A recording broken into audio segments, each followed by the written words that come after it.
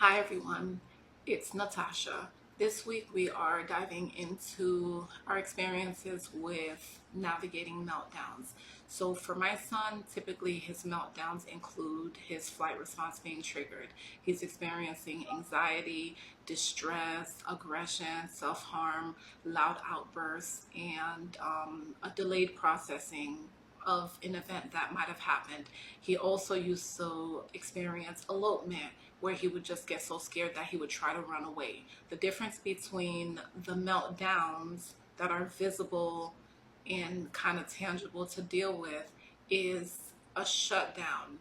These triggers might be from him being overly tired, overly stimulated, lack of sleep, um, when an emotion is too big for him to process in that moment, he might shut down. That will trigger his flight response. He might experience selective mutism and go completely mute because anxiety is so debilitating that it stops him from processing that experience right then and there. He might also be experience physical fatigue or even physical pain in those moments and not be able to pinpoint where those things are coming from. He might freeze and be motionless or just stuck. It was hard to know exactly which one of those things he was experiencing, particularly because he just didn't have the language capacity to express to us whether something hurt, whether he was tired, or something emotionally was affecting him, that making him sad or making him overwhelmed. One of the biggest things we had was a meltdown bag. Every single place we went, we were prepared. If you have a child, you know what goes into a diaper bag. It's everything you're going to need potentially for whatever you're going to encounter for that day. A meltdown bag was similar. It was extra clothes, it was his preferred items, snacks, treats, two charged electronics to ensure that he would have moments to himself in any place where he could go and be quiet and rest his mind and calm himself down. Um, any sensory toys or things that he really enjoyed, those things were a part of his meltdown bag. And we carried that always. We also had some bribery tools that would help buy us some time until we could figure out what the trigger was and how to best move forward, how to remove him from that situation, or how to help him calm his mind down. So between the ages of 1 to 6, the meltdowns were explosive. They looked like spitting, kicking, biting, self-harming, throwing himself to the floor and making himself try to throw up. He would hyperventilate and scream. And now that we look back, we are better able to identify what the triggers were. Babies was a big trigger, and it is because he is very much an empath. It hurts him when they cry because he wants to help and he feels helpless to helping them, as well as pets when they bark or whine or anything like that. It hurts him just the same. Social emotional situations, perceived bullying from movies, shows, or books. I would remember getting books from the library to read to him, and if they had a situation in which a character was mean to another, it would shatter him and it would send him into a meltdown, and he would have nightmares and he would worry about this character long after the book was over. He also had fears and phobias of bugs and different animals. And when he was hungry or overly stimulated, those things really affected him as well. So the worst part was because he was an empath, he would recognize how frazzled my husband and I were because we were really just trying to figure out what the triggers were and how to better help him. And in those moments, he would come out of his meltdown and feel absolutely horrible that he had hit us or did something hurtful to us. But when he is in the midst of it, he lost control of his body and he would lose his voice and he would just be consumed within the meltdown. And it isn't until after he comes out of it that he just apologizes profusely for hitting or for spitting or for doing something, and he feels tremendous guilt. And we have to remind him that having a bad experience in that moment doesn't mean that you're having a bad day or that you're a bad person. It just means that as you age, we're going to learn to develop the tools to help you, to equip you to deal with these situations. Between the ages of 6, he was enrolled in the public school system inclusion, and that was a hard time. That was a time where he developed selective mutism. His anxiety was so debilitating that he literally would stop speaking the second I dropped him off until the moment I picked him up from school. He just kind of gathered all the emotions of all the kids and all the events of the day, and he would pack it away until the moment he saw me. And once he saw me, he could feel safe enough to unleash it on me and Dad. And that was his way of processing. Eventually, I pulled him out of school during the time he was about 6.5, and that was a very difficult time for him because he was now responsible for learning how to deal with his emotions, and we were helping him through. We would work on emotions flashcards and teach him how to identify what he was feeling. We would teach him how to identify what a possible trigger could be. We would map things out like, well, you did go to sleep at this time last night, which means that your body is probably really tired, and what you're feeling is probably fatigue. What you're feeling is probably hunger. What you're feeling is probably pain. So I taught him anatomy so that he could anatomically tell me, or at least point to the area that might hurt or that might be causing him discomfort, so that he could better express himself and advocate for himself, and thinking about gratitude for all the good things that we had going on that day. So instead of thinking of only the negative things that we had going on, we would focus on a good thing about that day, and then we could turn our day around. So what did it look like parenting him during these experiences with meltdowns? For instance, whenever we would go to the grocery store, it would look like us printing out the layout of the store, or me memorizing the layout of the store so that I could maximize the time. I would go at the hours where I know senior citizens only would be there. That way, if he had a meltdown, we could race out of there as fast as we could, because it would take a toll on him. We would have to mentally prepare him for what we were doing. We're going in the store, you're going to have to help out with this, you're going to have to speak to this person, and that would send him into possible anxiety. So the pep talks would help get him through. Another experience we would try is the movie theater.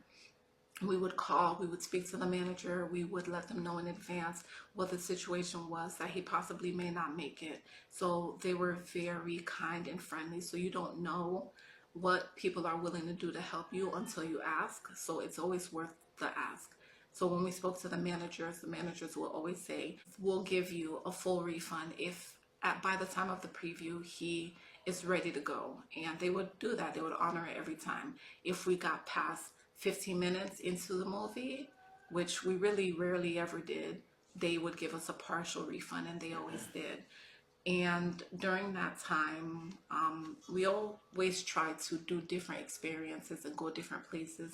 And sometimes we would be there 5 minutes and he would get overwhelmed and he would be ready to go.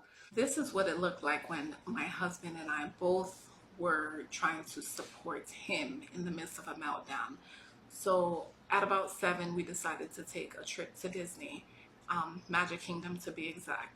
At this time, he was absolutely obsessed with water, pools of water, bodies of water, lakes, ponds, streams, fountains. It didn't matter. If he saw it, he would dive into it. He had no sense of danger, no ability to swim, no awareness of what that meant for his safety. So we planned this trip to Disney, and we map out the entire park. We memorize where all the bodies of waters are, and we are good. We're ready to go. We have our meltdown bag and tote, and we get there and the monorail is shut down. We now have to get on this boat. We spent a 20-minute ride trying to get into Magic Kingdom in this boat. He is trying to jump overboard. I have him in a pretzel hold on the floor. We are sweating like hogs. Everyone's staring at us. My husband is taking all the bribery candy and just stuffing it into his mouth because we don't know what else to do. And at this point, the bribery candy is about 7 Skittles, and that has to last us the duration of the entire trip. So at this point, we're already in the hole. We finally get there and we get off the boat. We are just sticky and muggy and humid. And then it starts thundering, lightning, and rain. We were there 5 minutes. We paid a fortune only to turn around and head back to the monorails, which was now open. And as soon as we go to board the monorail, a baby starts screaming and hollering. It sends him into a meltdown because he's terrified now. And we just went back to the hotel drenched and soaked, and I just cried because I was so exhausted, and we all were exhausted. That was a very long day. So that last story was an example of what it looked like for both my husband and I to be supporting him in the midst of his meltdown. But the other side that people don't really speak about is what it looks like when you are supporting your spouse in the midst of your child's having the meltdown.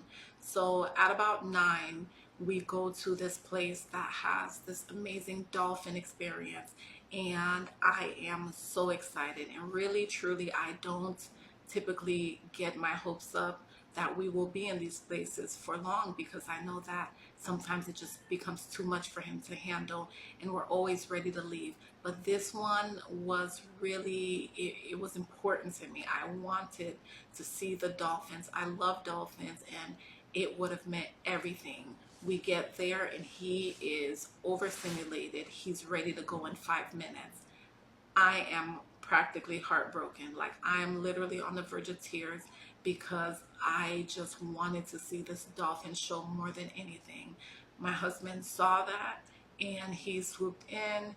He took Khalil over to the corner. He got him a cool beverage. He made sure he had a fan around, and he told me just go and enjoy the show.